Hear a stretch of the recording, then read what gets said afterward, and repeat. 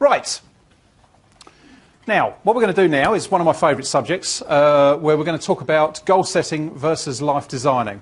Before I start on this, I want to tell you a little about me and my process for designing.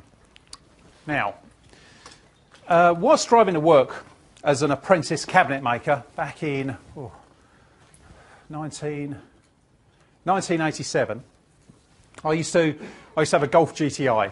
And, I suppose, every other country on earth didn't know what the heck I was talking about, but, everybody here probably does. But it was like a hot hatchback, and I used to drive this thing real fast.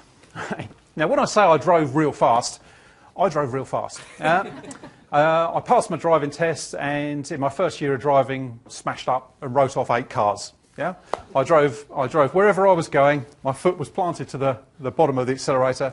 As my mum said once, I drove across Upper Beeding Bridge, took off, and turned left immediately into a road like it was a straight piece of road.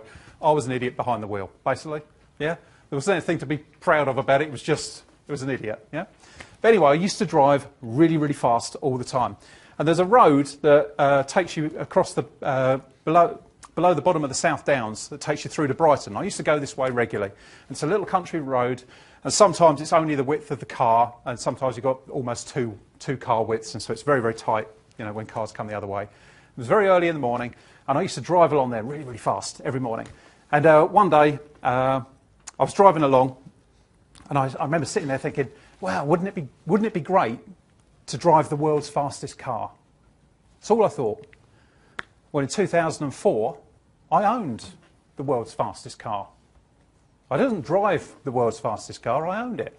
So I got a greater manifestation than I set the intention for. So if you think about it for a second, all I did was sit there and go, oh, wouldn't it be great to drive the world's fastest car? But what I didn't do was I didn't shoot the dream in the foot immediately that nearly everybody is programmed to do. Well, that's unlikely, isn't it?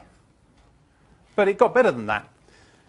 When that car set the world speed record, and beat the McLaren F1, there was only 3 of the cars in the world. 2 of them were in a museum, and the other one I had. So I not only was driving the world's fastest car, I owned the world's fastest car, and I was the only one who was driving it at the time on the road. Yeah? Now think about that. That's how powerful your mind is. All I did was set the intention, and I didn't go and shoot myself in the foot, because what society's thought would be, I could never get that. Maybe I should just get a Mercedes instead.